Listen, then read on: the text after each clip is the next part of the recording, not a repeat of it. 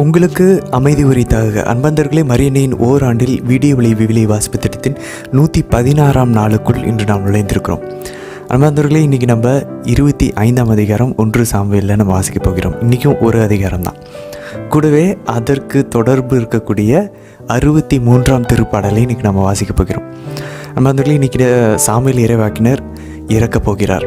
அதை நம்ம இன்றைக்கி வாசிக்க போகிறோம் 25ஆம் அதிகாரத்தில்.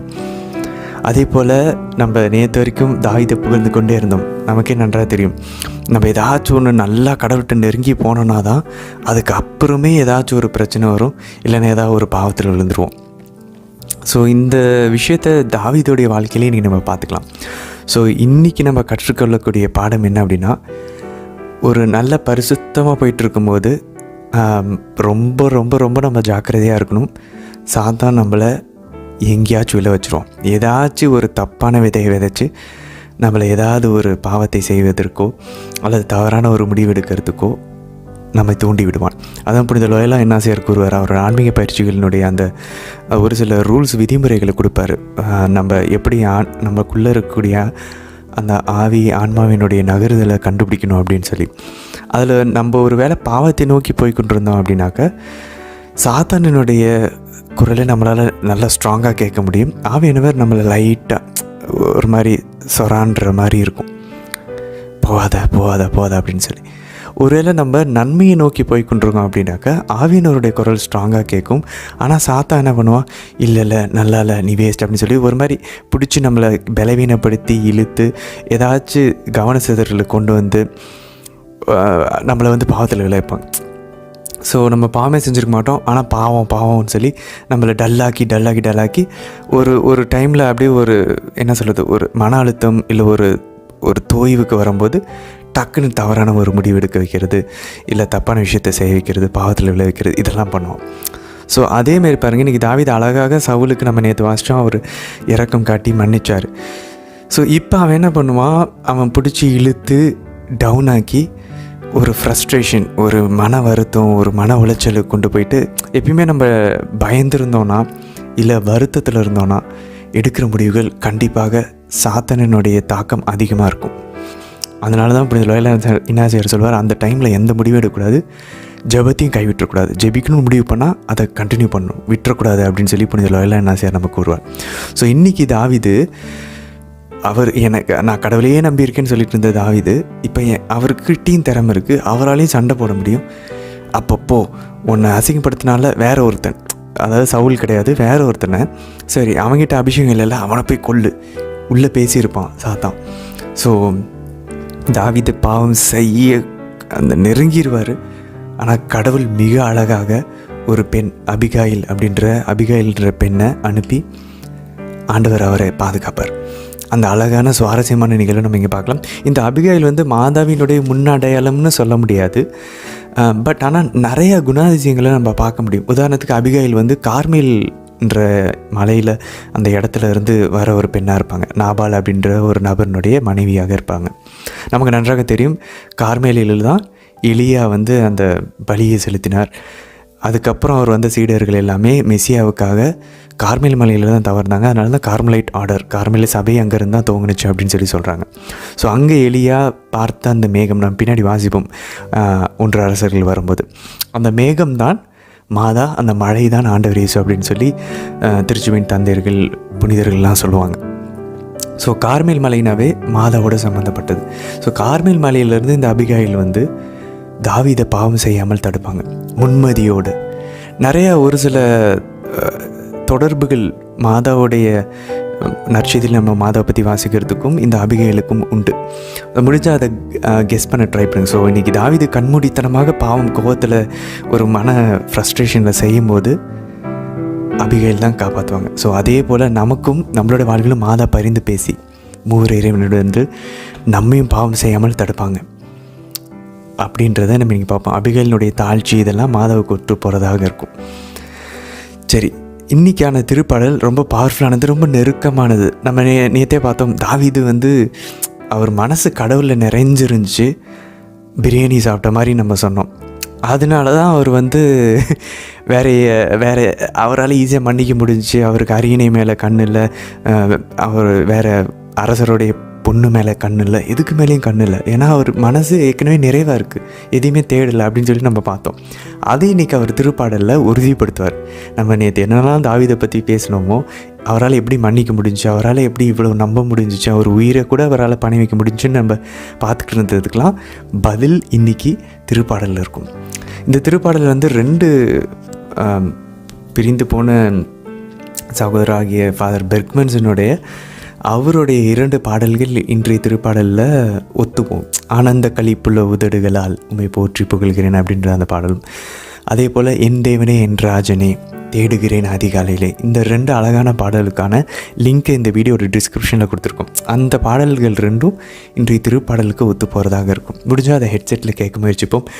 அதை ஜெபமாக மாற்றி தாவீதை போல் நம்மளுடைய ஆன்மாவும் ஆண்டவரை மட்டுமே தேடக்கூடிய ஒரு ஆன்மாவாக இருக்கணும் அப்படின்னு சொல்லி நீங்கள் இன்றைய திருப்பாடலில் முடிஞ்சளவு அதில் இருக்கக்கூடிய வசனங்களை நம்மளுடைய ஜபத்தில் அட்லீஸ்ட் இதை வாசிக்கிற இந்த நாளாவது நம்ம அதை நம்மளோட ஜபத்தில் ஆண்டவர்கிட்ட பயன்படுத்தலாம். ஆண்டவர் என் ஆன்மா உங்களே தேடுது, அது உங்களோட ஒட்டிக்கிட்டு இருக்கு, அப்படிப்பட்ட வார்த்தைகளை பயன்படுத்தலாம்.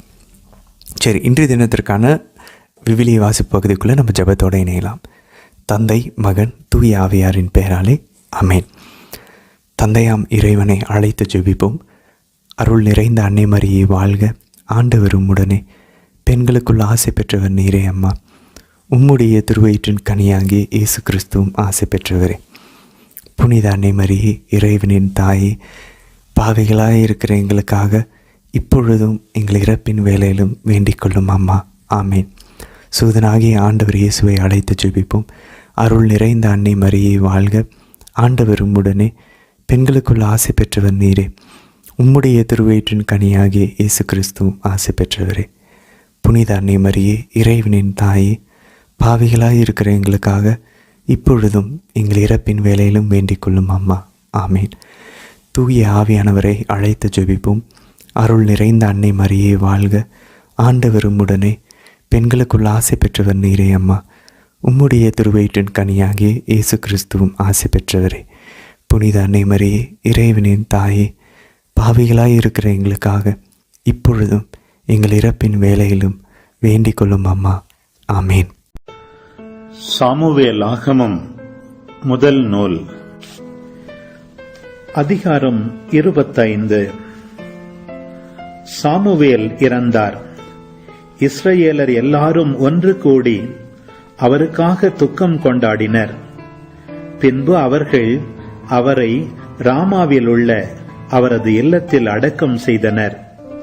தாவீது புறப்பட்டு பாரான் பாலை நிலத்திற்கு சென்றார். கர்மேலில் சொத்துக்களை உடைய ஒருவன் மாவோனில் இருந்தான். அம்மனிதன் செல்வம் மிக்கவன். அவனுக்கு 3000 ஆடுகளும் 1000 வெள்ளாடுகளும் இருந்தன. அவன் கர்மேலில் தன் ஆடுகளுக்கு ரோமம் கத்தரித்துக் கொண்டிருந்தான். அம்மனிதனின் பெயர் நாபால், அவன் மனைவியின் பெயர் அபிகாயில். அப்பெண் மிகுந்த அறிவும் அழகும் வாய்ந்தவள். அவள் கணவனோ முரடனும் இழிந்தவனுமாயிருந்தான். அவன் ஒரு காலேபியன். நாபால் தன் ஆடுகளுக்கு ரோமம் கத்தரிப்பதாக தாவீது பாலை நிலத்தில் கேள்வியுற்றார். தாவீது அங்கே 10 இளைஞர்களை அனுப்ப எண்ணி 10 பேரை அழைத்து, நீங்கள் கர்மேலுக்கு சென்று அங்கே நாபாலை கண்டு என் பெயரால் அவனுக்கு சமாதான வாழ்த்து கூறுங்கள். அவனை நோக்கி, உமக்கும் உம் குடும்பத்துக்கும் உமக்கு உள்ள அனைத்துக்கும் நலம் உண்டாவதாக. ஆடுகளுக்கு ரோமம் கத்தரிப்பவர்கள் உம்மிடம் இருக்கிறார்கள் என கேள்வியுற்றேன். உம் இடையர்கள் எங்களோடு இருந்தார்கள். நாங்கள் அவர்களை துன்புறுத்தியதில்லை. கர்மேலில் அவர்கள் இருந்த காலமெல்லாம் எதையும் இழக்கவும் இல்லை. உம் பணியாளர்களை கேளும், அவர்கள் உமக்கு சொல்வார்கள். ஆதலால் இந்த இளைஞர்களுக்கு உம் கண்களில் தயவு கிடைக்கட்டும். ஏனெனில் நாங்கள் ஒரு திருவிழா நாளில் வந்துள்ளோம். உம்மால் கொடுக்க முடிந்ததை உம் அடியார்களுக்கும் உம் புதல்வன் தாவீதுக்கும் தந்தருள்க என கூறுங்கள் என்று சொல்லி அனுப்பினார். தாவீதின் இளைஞர்கள் சென்று நாபாலிடம் தாவீதின் பெயரால் அவை யாவற்றையும் கூறி காத்திருந்தனர். நாபால் தாவீதின் இளைஞர்களிடம், தாவீது என்பவன் யார்? ஈசாயின் மகன் யார்? தங்கள் தலைவர்களை விட்டு பிரிந்து செல்லும் பணியாளர் இந்நாளில் பலர் உள்ளனர். என் அப்பங்களையும் தண்ணீரையும் ரோமம் கத்தரிப்பவர்களுக்காக நான் அடித்து சமையல் செய்த இறைச்சியையும் எடுத்து எங்கிருந்தோ வந்த மனிதர்களுக்கு நான் கொடுப்பதா என்று பதிலளித்தான். ஆதலால் தாவீதின் இளைஞர்கள் திரும்பி வந்து அவரிடம் எல்லாவற்றையும் அப்படியே கூறினர்.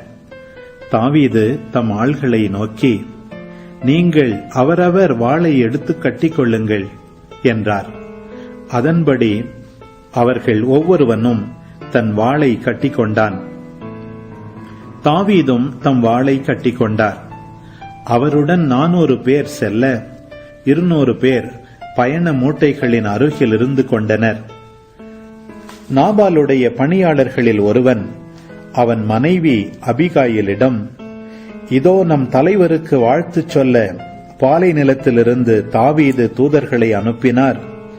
அவர்களை இவர் அவமானப்படுத்திவிட்டார்.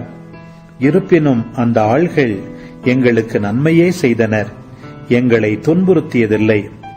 நாங்கள் வயல்வெளிகளில் அவர்களோடு நடமாடிய காலமெல்லாம் எதையும் இழக்கவில்லை. நாங்கள் ஆடுகளை மேய்த்துக் கொண்டு அவர்களோடு வாழ்ந்த நாள் முழுவதும் அவர்கள் இரவும் பகலும் எங்களைச் சுற்றிலும் சுவராக இருந்தனர். எனவே இதை அறிந்து நீர் யோசித்து என்ன செய்ய முடியும் என்று பாரும். ஏனெனில் நம் தலைவர் மேலும் அவர் வீட்டார் மேலும் கண்டிப்பாக தீமை வரவிருக்கிறது. இவரோ யாருமே அவரோடு பேசத் துணியாத அளவுக்கு தீய குணமுடையவராயிருக்கிறார் என்றனர். இதை கேட்ட அபிகாயில் 200 அப்பங்கள், 2 துருத்தி திராட்சை பழ ரசம், தோல் உரித்த 5 ஆடுகள், 5 படி வறுத்த பயறு, திராட்சை பழ அடைகள் 100, அத்திப்பழ அடைகள் 200 ஆகியவற்றை விரைந்தே எடுத்து ஒரு கழுதை மேல் ஏற்றினார். அவர் தம் பணியாளர்களை நோக்கி, நீங்கள் எனக்கு முன்னே செல்லுங்கள், நான் உங்களுக்கு பின் வருகிறேன் என்றார். ஆனால் இதை பற்றி தம் கணவன் நாபாலிடம் தெரிவிக்கவில்லை. அவர் கழுதை மேல் ஏறி பயணமாகி மலைச்சரிவு பாதையில் இறங்கி வருகையில் தாவீதும் அவருடைய ஆள்களும் அவரை நோக்கி இறங்கி வந்தனர். அவர் அவர்களை சந்தித்தார். அப்பொழுது தாவீது, இந்த மனிதனுக்கு பாலை நிலத்தில் இருந்ததையெல்லாம் நான் காப்பாற்றியது வீண்தான். அவனுடைய பொருள்கள் எதையும் அவன் இழக்கவில்லை. இருப்பினும் நன்மைக்கு பதிலாக அவன் எனக்கு தீமையே செய்தான். அவனுக்கு சொந்தமானவர்களில் ஓர் ஆண்மகன் கூட பொழுது விடியும் மட்டும் நான் உயிரோடு விட்டு வைத்தால் கடவுள் அதற்கும் அதற்கு மேலும் தாவீதை தண்டிப்பாராக என்று சொல்லிக் கொண்டிருந்தார். அபிகாயில் தாவீதை பார்த்தபோது கழுதையினின்று வேகமாக இறங்கி அவர் முன் தரையில் முகம் குப்புற விழுந்து வணங்கினார். அவர் தாவீதின் காலில் விழுந்து, என் தலைவரே, பழி என்மேல் மட்டும் இருக்கட்டும். உம் அடியவள் சொல்லப் போவதை நீர் செவி கொடுத்து கேட்க வேண்டுகிறேன். என் தலைவரே, அந்த தீய குணமுடைய மனிதராகிய நாபாலை பொருட்படுத்த வேண்டாம். ஏனெனில் அவர் தம் பெயருக்கேற்ப ஒரு மூடர். நாபால் என்பது அவரது பெயர். அதன்படி மூடத்தனமும் அவருக்குண்டு. என் தலைவராகிய நீர் அனுப்பிய இளைஞர்களை உம் அடியவள் பார்க்கவில்லை. இப்பொழுது என் தலைவரே, நீர் இரத்தத்தை சிந்தாதவாறும் நீரும் கைகளினால் பழிக்கு பழி வாங்காதவாறும் உம்மை தடுத்தவர் ஆண்டவரே. வாழும் ஆண்டவர் மேலும் உம் இருக்கையின் மேலும் ஆணை, உம் பகைவர்களும் என் தலைவராகிய உமக்கு தீமை செய்ய முயல்பவர்களும் நாபாலை போல் ஆவார்களாக. இப்பொழுது உம் அடியவள் என் தலைவருக்கு கொண்டு வந்துள்ள காணிக்கைகளை ஏற்றுக்கொண்டு என் தலைவரின் அடிச்சுவட்டை பின்தொடரும் இவ்விளைஞர்களிடம் அளிப்பீராக. உம் அடியவளின் குற்றத்தை மன்னிக்க வேண்டுகிறேன். என் தலைவரே, நீர் ஆண்டவரின் போர்களை நடத்துவதால் என் தலைவராகிய உமக்கு ஆண்டவர் ஒரு நிலையான வீட்டை உறுதியாக கட்டி எழுப்புவார். உம் வாழ்நாள் முழுவதும் எத்தீங்கும் உம்மை அணுகாது.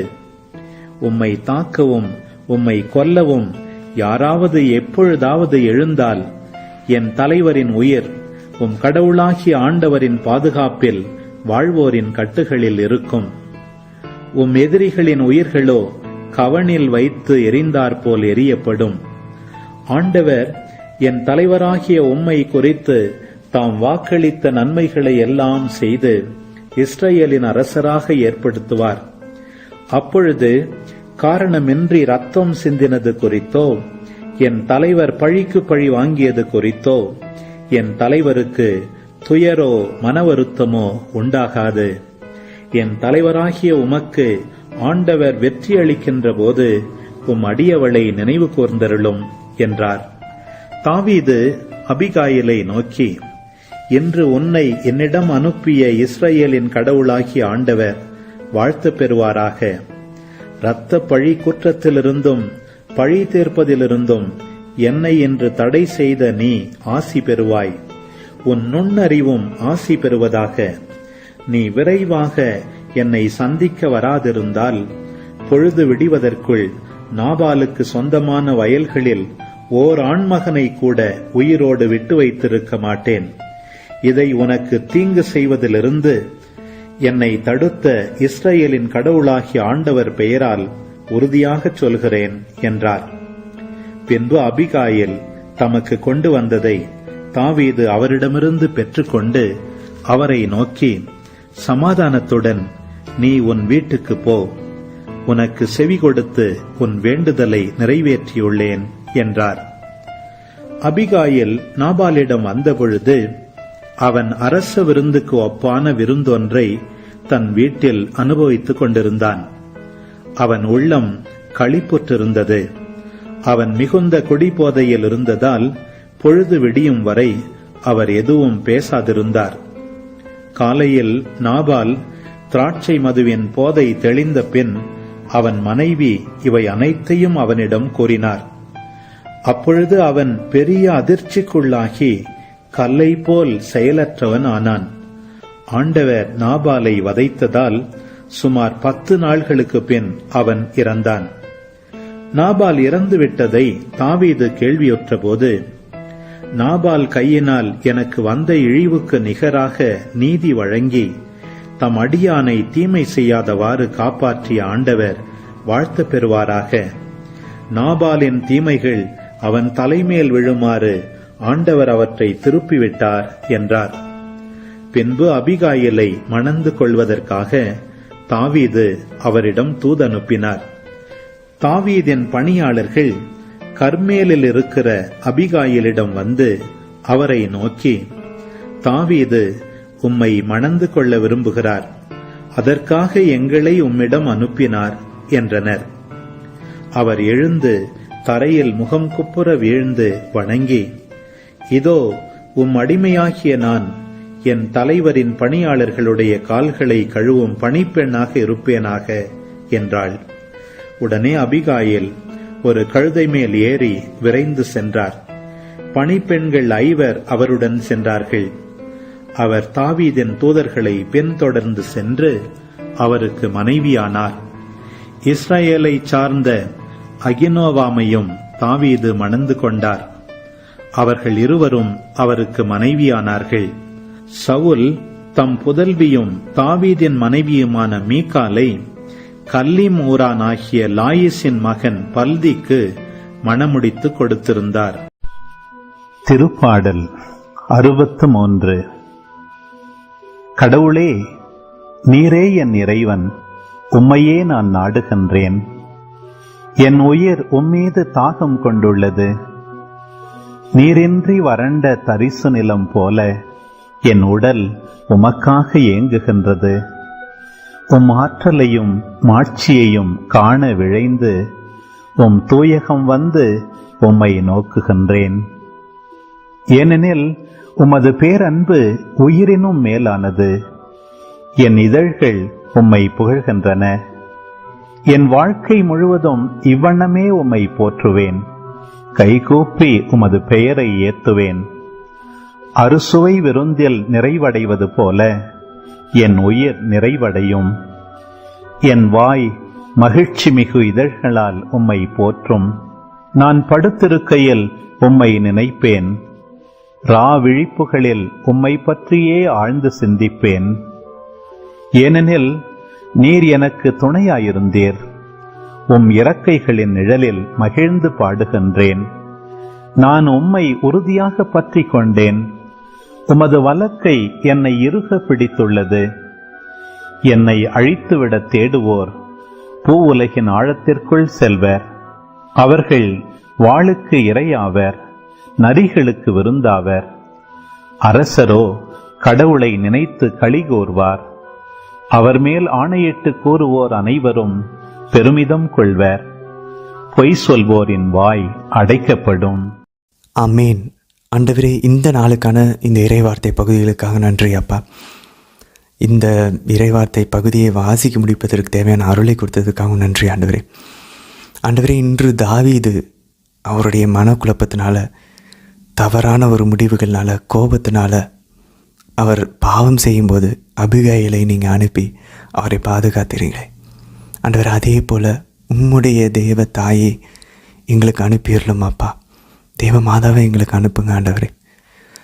அம்மா, அபிகாயில் எப்படி முன்மதியோட, நுண்ணறிவோட, ஞானத்தோட ஆண்டவருடைய ஒரு கருவியாக செயல்பட்டு தாவீதை பாவத்திலிருந்து தடுத்தாரோ, அதே போல் அம்மா, நாங்கள் எங்கள் வாழ்க்கையில் ஆவியானவருடைய குரலுக்கு செவி மடுக்காமல் நாங்கள் வழி தவறும்போது, வளமோ இடமோ நெறி பெறலும்போது, ஆண்டவருடைய கட்டளைகளை விட்டு தவறத்துக்கு நாங்கள் முன்னாடி வரும்போது அந்த நொடியே எங்களை நிறுத்திடலும் அம்மா. எங்களை விட்டுறாதீங்கம்மா. பலவீனமான மனிதர்கள் நாங்கள். எங்கள் கூட இருந்து பேசுங்கம்மா. அவர் சொல்வதையெல்லாம் செய்ய எங்களுக்கு வழிகாட்டுங்க அம்மா. தந்தை, மகன், தூய ஆவியாரின் பெயராலே ஆமேன். அன்பர்களே, தாவீது பாருங்க, நம்ம எவ்வளோ அழகாக பார்த்தோம். அவருடைய அந்த பொறுமையையும் சாத்தான் சோதிக்கிறான். அவருடைய மனித இயல்பு, விழுந்து போன மனித இயல்பு அவரை தூண்டுகிறது. இன்றைக்கி பாருங்கள், அந்த அபிகைல் அழகாக 25ஆம் அதிகாரம் 25ஆம் வசனத்தில் அடியவள் பார்க்கவில்லை, நீங்கள் அமிச்ச ஆளுங்களை நாங்கள் பார்க்கவில்லை. அந்த அடியவள்ன்ற அந்த எபிரே வார்த்தை பார்த்தோன்னா ஃபீமேல் ஸ்லேவ், பெண் அடிமை. இதே வார்த்தையை தான் மாதா பயன்படுத்துகிறாங்க. இதோ மாடியன், உன் சொற்படி எனக்கு ஆகட்டும் அப்படின்னு சொல்லி. 26ஆம் வசனத்தில் பாருங்கள், அவங்க சொல்கிறாங்க, உம்மை தடுத்தவர் ஆண்டவரே. எவ்வளோ ஒரு ஞானம், ஒரு இறைவாக்கு மாதிரி உரைக்கிறாங்க பாருங்கள். உங்களுடைய எதிரிகள்லாம் நீங்கள் உங்கள் கையில் ஒப்பிக்கும்போது அவங்க 31ஆவது வசனத்தில் சொல்கிறாங்க பாருங்கள், அப்பொழுது காரணமின்றி ரத்தம் சிந்தின குற்றத்திற்கோ, என் தலைவர் பழிக்கு பழி வாங்கியதற்கோ என் தலைவருக்கு துயரமோ மன வருத்தமோ உண்டாகக்கூடாது. அந்த டைமில் ஒரு கில்ட்டி ஃபீலிங் வரக்கூடாது. அந்த ஒரு மன வருத்தம், ஒரு குற்ற உணர்வு வரக்கூடாது. ஐயோ, நான் தெரியாமல் அந்த நாவாலை போய் கொண்டுட்டேன் கோவப்பட்டு. ஏன்னா இப்போது கஷ்டத்தில் இருக்கார். அந்த ஒரு அதுதான் பாருங்களேன், ஆண்டவர் அவருடைய அருளை வித்ட்ரா பண்ணிட்டார்னா ஈஸியாக நம்ம பாவம் செஞ்சுருவோம். அந்த ஒரு நெருக்கம், அந்த ஒரு மன துயரத்தில் இருக்கும்போது எல்லாருமே பாவத்தில் விழுந்துருவாங்க. ஒரு கோவப்பட்டு ஏதாவது ஒன்று பேசிடுவாங்க. பட் மனசு எப்பயுமே ஜெபத்தில் ஆண்டவரோட நிலையாக இருந்துச்சுன்னு வச்சுக்கோங்களேன், அவரில் மட்டும் நிறைவு கண்டோன்னு வச்சுக்கோங்களேன், எதுவுமே எந்த ஆசையும் இல்லாமல் ஒரு குழந்தை, தாவீது சொல்வது போல் தாய் மடியில் படுத்து உலங்குறதை போல் நம்ம ஆன்மா இருந்துச்சுன்னா, if it is not moved by any worldly things, நம்மளுடைய ஆன்மா, நம்மளுடைய விருப்பம், உணர்வுகள் எந்த உலகத்தின் பணமோ பதவியோ அதிகாரமோ இன்பங்களோ அழகோ இதில் நகராமல் ஆண்டவரை மட்டும் அதனுடைய ஆப்ஜெக்டாக வச்சு, அதனுடைய தியானத்தினுடைய ஒரு மைய புள்ளியாக வைத்து நம்மளுடைய ஆன்மா இலைப்பாரி கொண்டு இருந்துச்சுன்னா எதுவுமே நம்மளை தீண்டாது. வெற்றியும் நம்மளை பாதிக்காது, தோல்வியும் நம்மளை பாதிக்காது. வெற்றி நம்மளுக்கு தலைக்கணத்தை கொடுக்காது, தோல்வி நம்மளை மன உளைச்சலுக்கு நம்ம கொடுக்காது, மன அழுத்தத்துக்கு, ஒரு கைவிடப்பட்ட நிலைக்கு நம்மளை கொண்டு போகாது. நோயும் நம்மளை எதுவும் பண்ணாது, உடல் சுகமும் நம்மளை எதுவும் பண்ணாது. ஸோ நம்ம ஸ்டேபிளாக இருக்கணும்னா ஆண்டவரில் நிறைவு காண வேண்டும். ஸோ பாருங்கள், அவர் அழகாக சொல்கிறாங்க பாருங்கள், நீங்கள் அரசராக உட்காரும்போது உங்கள் மனசில் எந்த குற்றமும் இருக்கக்கூடாது. அதனால தான் அவங்க சொல்கிறாங்க பாருங்கள், அந்த ஒரு நல்ல கல்வனை போல் நீங்கள் அப்படி வெற்றி கண்டு ஆண்டவர் உமக்கு வெற்றி கொடுக்கின்ற போது அடியாளை நினைவு கூர்ந்தருளும். அந்த நல்ல கல்வனை போல் அவங்க திரும்ப திரும்ப அடியாள் அப்படின்னா ஒரு ஸ்லேவ், ஒரு அடிமை பெண்ணை, இந்த அடிமை பெண்ணை நினைவு கூர்ந்துடலாம் அப்படின்னு சொல்கிறாங்க. ஸோ இது ஒரு அழகான ஒரு விஷயம். அவங்க அது இல்லாமல் பாருங்கள் 28ஆம் வசனத்தில் பாருங்கள், என்னை மன்னித்தரலும் அப்படின்றாங்க. இப்போ நாபாலுக்காக தான் மன்னிப்பு வேண்டுறாங்க, ஆனால் அவங்க எப்படி வேண்டுறாங்க பாருங்கள், என்ன மன்னிச்சிருங்க அப்படின்றாங்க. அதே போல் தான் அந்த கானானிய பெண் பாருங்கள், மத்தேயு 15ஆம் அதிகாரம் 21 28 வசனங்கள் வாசனம் தெரியும். அந்த கானானிய பெண் அவங்களுடைய மகளுக்கு பேய் பிடிச்சிருக்கு, அதுக்காக ஆண்டவர்கிட்ட வந்து வேண்டுறாங்க. ஆனால் எப்படி வேண்டுறாங்க தெரியுமா, ஆண்டவரே என் மேல் இறக்கமைன்றாங்க. என்னுடைய பொண்ணுக்கு மேலே இறக்கமைங்கன்னு சொல்லலை, பிரச்சனை பொண்ணுக்கு தான். ஆனால் கேட்குறது எப்படி தெரியுமா, அவங்களுக்காக கேட்குறாங்க. அப்படி தான் இங்கே எப்படி இந்த அபிகைல் வேண்டுறாங்க, அவங்களுக்காக வேண்டுறாங்க, ஏன் மேலே இறக்குவீங்க, என்ன பண்ணீங்கன்றாங்க. அப்படின்னா நாபாலினுடைய பாவத்தை எடுத்து இவங்க வச்சுக்கிறாங்க. அந்த கானானிய பெண் அவங்களுடைய மகளினுடைய துயரத்தை எடுத்து அவங்க வச்சுக்கிட்டு அவங்க மேலே இறக்கப்பட சொல்லி அந்தளவுக்கு நெருக்கமாக இருக்கிறாங்க. நாபால் மேலும் சரி, இந்த அபிகைல் அந்த கானானிய பெண் அவங்களுடைய மகள் மேலே அவ்வளோ நெருக்கமாக இருக்காங்க. அப்படி தான் மாதாவும் நமக்காக விண்ணகத்தில் ஏன் மேலே இறக்க வைங்கன்னு வேண்டுவாங்களாம். இறையியல் அறிஞர்கள் ஒரு சில புனிதர்கள்லாம் சொல்கிறாங்க, மாதா வந்து நமக்காக ஜெபிக்கும் போது இந்த பையனுக்காக எதா பண்ணுங்க, இந்த பொண்ணுக்காக எதா பண்ணுங்கன்னு சொல்லி கேட்க மாட்டாங்களாம். என்னை பார்த்து, என்னுடைய முகத்தை பார்த்து எனக்கு ஏதாவது பண்ணுங்கன்னு கேட்பாங்களாம். அப்படி தான் நமக்காக பரிந்து பேசுவாங்களாம். எவ்வளோ அழகான ஒரு விஷயம் பாருங்களேன். உண்மையிலே அபிகைல் ஆசீர்வதிக்கப்பட்ட பெண் தான். அதனால தான் பாருங்கள் 32 33 வசனங்களில் தாவீது ஆண்டவரை ஆசீர்வதிக்கிறார். எதுக்கு, இரத்த பழி குற்றத்திலிருந்து பழி தீர்ப்பிலிருந்தும் என்னை இன்று தடை செய்த நீர் ஆசை பெற்றுவாய், உன் நுண்ணறிவும் ஆசை பெற்றதாக. அந்த டபுள் பிளஸிங் பாருங்கள். இப்படி தான் எலிசபெத் அம்மாள் மாதாவை வாழ்த்துறாங்க, பெண்களுக்குள்ள ஆசை பெற்றவர் நீர், உன் திருவயிற்றின் கனியும் ஆசை பெற்றது. ஸோ இங்கே தாவீதும் பாருங்கள், ஆண்டவர் ஆசை பெற்றவர், நான் அனுப்பின ஆண்டவர் ஆசை பெற்றவர். எவ்வளோ அழகாக இருக்குது பாருங்களேன். இதே போல் தான் ஆன்மீக வாழ்க்கையில் மாதா இந்த அபிகைலை போல் நம்ம வாழ்வில் செயல்பட்டுக்கிட்டு இருக்காங்க.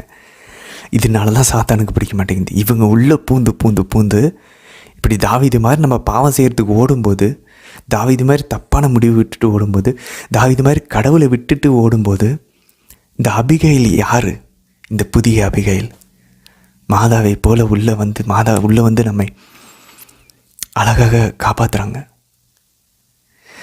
38ஆம் வசனத்தில் பாருங்கள், ஆண்டவர் நாபாலை வதைத்ததால் சுமார் 10 நாட்களுக்கு பின் அவர் இறந்தார். பாருங்களேன், பழிவாங்குதல் என்னுடையது. ரோமையர் 12ஆம் அதிகாரம் நேற்று தான் நம்ம வாசித்தோம். என்னிடம் விட்டுவிடுன்றார். பாருங்கள், தாவீது பண்ணாமல் விட்டார், கடவுள் பார்த்துக்கிட்டார். நீதியை யாருக்கு வழங்கணுமோ அவருக்கு வழங்க. ஒருவேளை நாபால் மனம் தெரிந்திருந்தார், கடவுள் மன்னிச்சிருப்பார். ஸோ கடவுள் அழகாக அவர் செய்ய வேண்டியதே செய்வார். நம்ம எந்த பாவமும் செய்யாமல் அவரில் திருப்தியாக இருக்க வேண்டும். அதுக்கப்புறம் பாருங்கள் 41ஆம் வசனத்தில் அந்த மேரேஜ் ப்ரொப்போசல் அனுப்புகிறாரு. திருமணத்திற்கு தாவீது வந்து அவருடைய ஆட்களை வந்து அனுப்பி விடுறாரு அபிகைல் கிட்ட. அப்போ அபிகைலுடைய அந்த தாழ்ச்சியும் அவங்களுடைய ரெஸ்பான்ஸ் மறுமொழியும் பாருங்களேன், அப்படியே மாதாவினுடைய பதிலாக இருக்குது. இங்கே தாவீதை வந்து கடவுளாக வைத்துக்கொள்ளுமே, அரசருக்கெல்லாம் அரசர், விண்ணக தந்தை, அவருடைய வானதூதர், அவருடைய வேலையாட்களாகிய கபிரியேல் வானதூதரை அனுப்புகிறார். இங்கே தாவீது அரசராக இருக்கிறார், அவருடைய வேலையாட்களை அனுப்புகிறார். தூய ஆவியானவருடைய துணையாளராக இருக்கிறதுக்கு, துணைவியாராக இருக்கிறதுக்கு மாதா கிட்ட ஒரு மேரேஜ் ப்ரொப்போசல். கபிரியேல் வானதூதர் ஒரு வேலையாட்களாக வருகிறார். இங்கே தாவீதுடைய வேலையாட்கள் அபிகைல் கிட்ட வராங்க.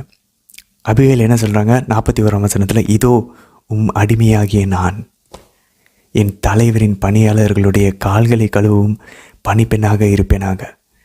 மாதா பாருங்கள், இதோ ஆண்டவரின் அடிமை, சொற்படியே எனக்கு ஆகட்டும். எவ்வளோ அழகாக இருக்குது பாருங்களேன். மாதா அந்த நிமிஷமே தூயாவினவருடைய துணைவியாராக மாறிட்டாங்க.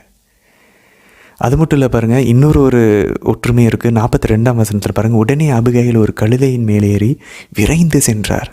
ஞாபகம் நமக்கு வரும். மாதா உடனே கபிரியேல் வானதூதரை சந்தித்ததுக்கப்புறம் அவங்க தூயாவினவருடைய துணைவியாராக இருக்கிறாங்க. விரைந்து சென்றார்கள் மலை நாட்டில் எலிசபெத் அம்மாளை சந்திக்கிறதுக்கு. ஞானமும் விரைந்து சென்றது அப்படின்னு சொல்லி நம்ம பின்னாடி வாசிப்போம். ஸோ இது ஒரு அழகான ஒரு படம் பிடிச்சி காட்டுது நம்ம வாழ்வில் மாதா எப்படி செயல்படுவாங்க அப்படின்னு சொல்லி. அதனால் நம்ம உண்மையிலேயே அபிகையில போல் அம்மா எனக்கு உதவி பண்ணுங்கன்னு சொல்லி நம்ம ஜெபத்தில் ஜெபிக்கலாம். எங்களை விட்டுறாதீங்கம்மா, பாவம் செய்ய போகும்போது தடுத்து நிறுத்துங்க. எப்படி நீங்கள் பாருங்கள், ஆண்டவர் எப்படிலாம் தாவீதை பாதுகாக்கிறாருன்னு. கடவுளை அன்பு செய்கிறவர்களுக்கு அபிகையில் ஆண்டவர் அனுப்புவார்.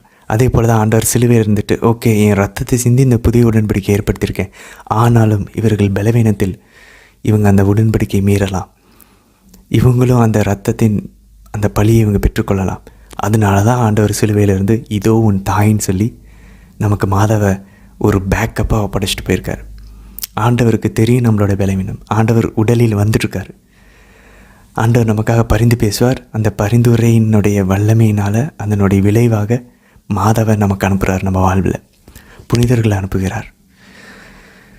சரி, இன்றைய தினத்தில் அந்த திருப்பாடலில் பாருங்கள், நம்ம இப்போ பார்த்தோம் இல்லையா, தாவீதினுடைய உள்ளம் அவரை தான் தேடிட்டு இருக்கு. அதனால தான் இதெல்லாம் இவ்வளோ பிரச்சனைக்கு மத்தியிலையும் அவர் ஸ்டேபிளாக இருந்தாருன்னு நம்ம வாசித்தோம். ஏன் 1ஆம் வசனத்தில் அவர் சொல்லிருப்பாங்க, உண்மையே நான் நாடுகிறேன். அவருக்கு வேறு எதுவுமே நாட்டம் இல்லை. அரியணை மேலே இல்லை, அழகு மேலே இல்லை, உடலின் இன்பங்கள் மேலே இல்லை. இதில் அவர் நெறி பிறல போனார், அபிகைல் காப்பாற்றினாங்க. இன்னொரு டைம் பின்னாடி அரசனானதுக்கப்புறம் நெறி பிறழுவார். அதை நம்ம பார்ப்போம். அவர் அது மட்டும் இல்லை, அவர் என்ன சொல்லுவாங்க, என் உயிர் உம்மீது தாகம் கொண்டுள்ளது. அதோடைய எபிரி வார்த்தை, என் ஆன்மா, my soul is thirsting for you, உம்மீது தாகம் கொண்டுள்ளது. நீரின்றி வறண்ட தரிசு நிலம் போல என் உடல் உமக்காக இயங்குகிறது. ஆக்சுவலாக பார்த்தோன்னா தாவீது உண்மையிலேயே அவரோட உடல் தண்ணீருக்காக தான் இயங்குது, சாப்பாடுக்காக தான் இயங்குது. அதனால தான் பாருங்கள், சாப்பாடு கிடைக்குமான்னு பிச்சை எடுத்துக்கிட்டு இருக்காரு. நாபால் கிட்ட அனுப்புகிறாரு. அங்கே போய் அகிமலேக்குன்ற அந்த குருக்கிட்ட போய் கேட்குறாரு. சாப்பாடு இல்லை, என்ன பண்ணுவார், வில்டர்னஸில் காட்டில் இருக்கார், குகைகளில் தங்கிக்கிட்டு இருக்காரு. அப்போ உண்மையிலே அவருக்கு தண்ணி தேவைப்படுது, உண்மையிலே உடலுக்கு பசி தேவைப்படுது. இப்போ அவர் என்ன பண்ணுறாரு, இந்த உடலின் தேவையை தூக்கி உயர்த்தி ஆன்மீக தேவையாக மாற்றுகிறார். அதனால தான் சொல்கிறோம், ஃபாஸ்டிங் நமக்கு உதவியாக இருக்கும். ஸ்டார்டிங்கில் அது நமக்கு டிஸ்டர்பன்ஸாக இருக்கும், ஆனால் அதில் நம்ம ஸ்டெபிலைஸ் ஆகிட்டோன்னா அந்த தாகமும் அந்த பசியும் நம்ம கடவுள் பக்கம் திருப்ப ஆரம்பிப்போம். வேறு வழி இல்லை, நம்ம அவர் பக்கம் திருப்போம் ஃபோர்ஸ் பண்ணப்பட்டு. அதனால தான் ஃபாஸ்டிங் ரொம்ப பவர்ஃபுல்னு சொல்லி சொல்கிறோம். ஸோ தாவீது அவருடைய உண்மையிலின் உடலின் அந்த தேவையை அவர் கடவுள் பக்கமாக திரும்ப, ஆண்டவரே என் உடல் உமக்காக இயங்குகிறது, தரிசு நிலம் போல் இருக்குது. ஆக்சுவலாக உடம்பு உண்மையிலே தண்ணிக்காக, உலக தண்ணிக்காக இயங்குது. ஆனால் அதை அவர் திருப்பி, ஆண்டவரே ஆக்சுவலாக அது உங்களுக்காக இயங்குதுன்றாரு. எவ்வளோ அழகாக பாருங்களேன். இதே போல் தான் புனித குழந்தை தெரேசாமால் ஒரு நாள் அவங்க ஒரு சின்ன பறவைங்க அந்த குஞ்சுகளை அரவணைக்கிறத பார்த்தாங்களாம். பார்த்தோன்னா அவங்களால அழுகாச்சு தாங்க முடியல, வேகமாக ஓடி அவங்க ரூமுக்கு ஓடிட்டாங்களாம். அவங்க கூட இந்த சிஸ்டர் ஏன் அந்த மாதிரி ஓடணும் அப்படின்னு கேட்டப்ப, எனக்கு அதை பார்க்கும்போது கடவுள் நம்மளெல்லாம் எப்படி அரவணைக்கிறான்றது எனக்கு ஞாபகம் வந்துச்சு, என்னால் என்னுடைய அழுகாச்சு அடக்க முடியல அப்படின்னு, அதனால் ஓடிட்டேன் அப்படின்னு சொல்லி. ஸோ ஆவியானவர் உலக விஷயங்களை எடுத்து ஆவிக்குரிய விஷயங்களுக்கு நம்மை உயர்த்துவார். அப்படி தான் ஆண்டவர் அந்த நம்ம பார்த்தோம் சமாரிய பெண்ணை, தண்ணி தாகத்திற்கு தண்ணி கொண்டு வந்த அந்த பெண்ணிடம் அந்த வழியிலேயே பேசி ஆவிக்குரிய விஷயங்களுக்கு, ஸ்பிரிச்சுவல் திங்ஸுக்கு, விண்ணகத்துக்குரிய விஷயங்களுக்கு ஆண்டவர் உயர்த்துகிறார், ஆன்மாவை ஈர்க்கிறார். ஸோ இதே போல் தான் குழந்தை தெரேசாவுக்கும் இருந்துச்சு. சாத்தானும் என்ன பண்ணுவான், இதே போல் உலக விஷயங்களில் நம்ம ஏதாவது ஒரு தோல்வியோ இல்லை தோல்வியோ டயர்டாக இருக்கும்போதும் அதை அவன் பயன்படுத்தி ஆவிக்குறியில் இழுத்துட்டு நம்மை பாவம் செய்யறதுக்கு தூண்டுவான். அதனால் நம்ம ரொம்ப ரொம்ப கேர்ஃபுல்லாக இருக்கணும். உலகத்தில் நம்மளுடைய உடலுக்கு, நம்ம ஐம்புலன்களுக்கு வரக்கூடிய அந்த அனுபவங்களை வைத்து கொண்டு அதை சாத்தானும் அவனுடைய விருப்பத்திற்கு நம்மை செயல்பட வைக்க முடியும். அதனால தான் புனித சிலுவையாரில் பேர் டார்க் நைட் ஆஃப் த சென்சஸ்குள்ளே போகணுன்றார். அப்படின்னா அந்த ஐம்புலன்கள்னால வரக்கூடிய அந்த இன்புட் அதை நிறுத்தணும், நம்ம பிரெயினுக்கு போகிறத நிறுத்தணும். ஏன்னா அது வழியாக தான் நம்மளுடைய ஞாபக சிந்தனைக்கு போகுது. மெமரி அதனால தான் நிரம்பி இருக்குது தவறான விஷயங்களால். இப்போ அந்த மெமரி திரும்ப ஹீல் ஆகணும், அது குணமாக ஆரம்பிக்கணும். அதை நம்ம ஜெபத்தில் ஆண்டவர்கிட்ட கேட்கணும். ஒவ்வொரு பாவமாக எடுத்து மெமரியில் இருக்கிறத எடுத்து ஆண்டவர் கையில் கொடுத்துடணும், கொடுத்து அதை ஹீல் பண்ண சொல்லணும். இப்படி கண்டினியூஸாக ஜெபிச்சுட்டு அதை ஒரு நாள் போய் ஒட்டாக சேர்த்து ஒரு கத்தோலிக்க குருவானவரிடம் அந்த பாவ அறிக்கை செஞ்சு முழுமையாக கழுவி அதிலேருந்து விடுபடணும். அதே நேரத்தில் அது சும்மா போயிட்டால் அந்த இடத்துல வெறுமையாக இருக்காது. நம்மளுடைய நார்மலாக நம்மளுடைய பிரெயின் எதையாவது சிந்தித்து கொண்டே தான் இருக்கும். இப்போ அந்த சிந்தனையை புனித பவுல் கூறுவதை போல் ஆவிக்குரிய விஷயங்களிலும் விண்ணகத்துக்குரிய விஷயம், மேலுலக சார்ந்தவற்றையும் சிந்திக்கணும். அப்படின்னா என்ன, பைபிள், ஆண்டவருடைய வாழ்வு, இறை வார்த்தைகள், புனிதர்களுடைய வாழ்க்கையை பற்றி யோசிக்கலாம். ஸோ அதில் நம்மளுடைய சிந்தனையை செலுத்தணும். சரி, 3ஆம் வசனம் பாருங்கள். ஏனெனில் உமது பேரன்பு உயிரினும் மேலானது. இதை நம்ம பாடலில் கூட பார்ப்போம், ஃபாதர் பெர்க்மன்ஸோடைய பாடலில். அவருடைய ஸ்டெட்ஃபாஸ்ட் லவ் நம்ம லைஃப்பை விட உயர்ந்தது. அவருடைய பேரன்பு நம்ம உயிரை விட உயர்ந்தது. அதனால தான் பாருங்கள், அந்த அன்பை சாவால் ஜெயிக்க முடியல. அதனால தான் ஆண்டவர் இறந்தபோது ஆண்டவருடைய அன்புக்கு சாவு கூட ஒரு எண்டு கிடையாது, லிமிட் கிடையாது. அவர் உயிரோடு எழுந்தார். அன்பை யாராலையும் சாகடிக்க முடியாது. அந்த அன்புக்கு சாவை விட வல்லமையை உண்டு, அதிகம். அதனால தான் சில உயிரை விட உங்களுடைய பேரன்பு மேலானது. நான் செத்தா கூட உங்கள் அன்பு என்னை தூக்கும், திரும்ப என்னை காப்பாற்றும். அப்படி தான் ஆண்டவர் இயேசு தன் உயிரை அவரே கையளித்தார். 5வது வசனம் பாருங்கள். அறுசுவை விருந்தில் நிறைவடைவது போல என் உயிர் நிறைவு அடையும். அந்த உயிர்ன்ற இடத்துல மை சோல், என்னுடைய ஆன்மா. அப்படின்னா என்னுடைய புத்தி, ஆன்மாவில் 3 ஃபேக்கல்ட்டி இருக்குன்னு நம்ம பார்த்தோம், 3 வல்லமைகள், உறுப்புகள். நம்மளுடைய இன்டலெக்ட், புத்தி, அதுக்கப்புறம் நம்மளுடைய சோலினுடைய மெமரி, ஞாபக சக்தி, அதுக்கப்புறம் நம்மளுடைய வில், நம்மளுடைய விருப்பம். இந்த 3ம் அறுசுவை விருந்து உண்பதை போல உங்கள் மேலே நிறைவு அடைகிறது. அப்படி தான் தாவீது நிறைவாக இருந்தார். நல்லா சாப்பிட்டு திருப்தியாக இருக்கிற மாதிரி இருந்தார். ஆனால் மனுஷன் குளிரிலும், பனியிலும், மழையிலும், வெயிலிலும், ஆடையின்மையிலும், ஒவ்வொரு நாளும் பயத்திலும் அவர் இருந்தார். ஆனாலும் ஜெபத்தில் அவர் எப்படி உணர்ந்து பலத்தை பெறுகிறார் பாருங்கள். அந்த சூழ்நிலையிலும் ஜெபத்தில் கடவுளோடு கனெக்ட் பண்ணும்போது அந்த ஒரு பலத்தை பெறுகிறார் பாருங்கள். அந்த சூழ்நிலையை அவரால் தாங்க முடியுது. அதனால தான் சொல்கிறேன், நம்ம ஜெபமாலையில் ஜெபிக்கும் போது அந்த ஸ்ட்ரென்த் நமக்கு கிடைக்கும். அந்த சூழ்நிலையை ஒப்பு கொடுத்து ஜெபிக்கும் போது முடித்தோன்னே தைரியமாக தாவீதை போல் போவோம். நம்ம அந்த சூழ்நிலை எதிர்ப்பதற்கு, அதை நம்ம கையாள்வதற்கு. 6ஆம் வசனத்தில் பாருங்கள். நான் படுத்திருக்கையில் உம்மை நினைப்பேன், விழிப்புகளில் உம்மை பற்றியே ஆழ்ந்து சிந்திப்பேன். நான் படுத்திருக்கப்பையும் உங்களை பற்றி தான் நினைப்பேன். நைட்டு முழிப்பு வந்துச்சுனாலும் உங்களை பற்றி ஆழ்ந்து சிந்திப்பேன். அப்படின்னா மெடிடேட் பண்ணுறாராம். ஏனெனில் நீர் எனக்கு துணையாக இருந்தேன்.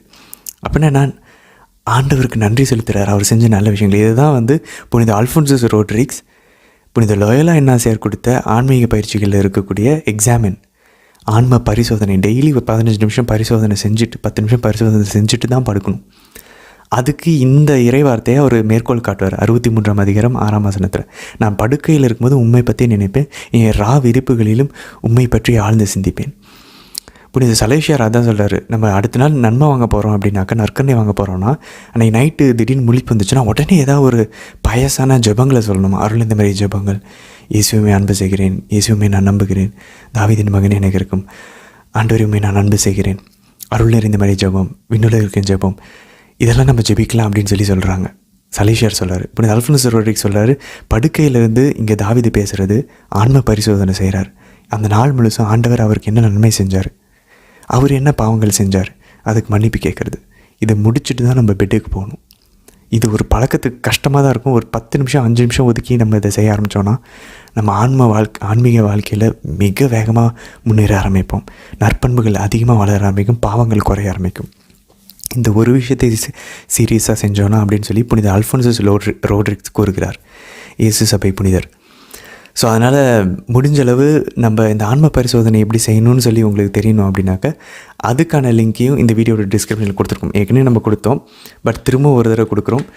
அந்த வீடியோவை பார்த்து 5 ஸ்டெப்பு தான், அதை டெய்லி பண்ண ஆரம்பித்தோன்னா உண்மையிலேயே நம்மளோட வாழ்வில் மிகப்பெரிய மாற்றங்களை நம்ம பார்க்க ஆரம்பிப்போம். பாவத்திலேருந்து குறிப்பாக விடுதலை பெறுறதையும், அடுத்த நாள் அந்த சூழ்நிலை வரும்போது அதை எதிர்த்து நிற்கிறதுக்கான பலத்தையும் நம்ம பார்க்க ஆரம்பிப்போம். அவர் சொல்ல இறக்கைகளின் நிழலில் மகிழ்ந்து பாடுகிறேன். அந்த காட்டில் இருந்தாலும் ஆண்டவருடைய கடந்த காலத்தில் அவருக்கு செஞ்ச நன்மைகளை நினச்சி அவர் பாடுறார். அன்பார்ந்தவர்களே, இப்படிப்பட்ட ஒரு உள்ளம் நமக்கு வேணும்னு சொல்லி நம்ம கேட்போம். கேட்குறது மட்டும் இல்லை, முயற்சி செய்ய நம்ம முடிஞ்சளவு நம்ம ட்ரை பண்ணுவோம். இந்த வீடியோட டிஸ்கிரிப்ஷனில் லிங்க் இருக்குது, ஆன்மா பரிசோதனை எப்படி செய்யணும்னு, ஜென்ரல் எக்ஸாமினேஷன் ஆஃப் கான்ஷியன்ஸ். ஒவ்வொரு நாளும் முடிஞ்சளவு நம்ம இவ்வளோ சீரியஸாக கடவுளை எடுத்துருக்கனால தான் பைபிள் வாசிக்கணுன்ற ஒரு ஆர்வத்தோடு வரும். மேலோட்டமாக வாசிச்சுட்டு போயிடாமல் வாழ்க்கையில் அது ஒரு மாற்றத்தை கொண்டு வர இந்த ஆன்ம பரிசோதனை உண்மையிலே நமக்கு உதவியாக இருக்கும். அதை செய்ய முயற்சிப்போம். நாளை தினத்திற்கான வீடியோவில் சந்திக்கலாம். ஆமேன்.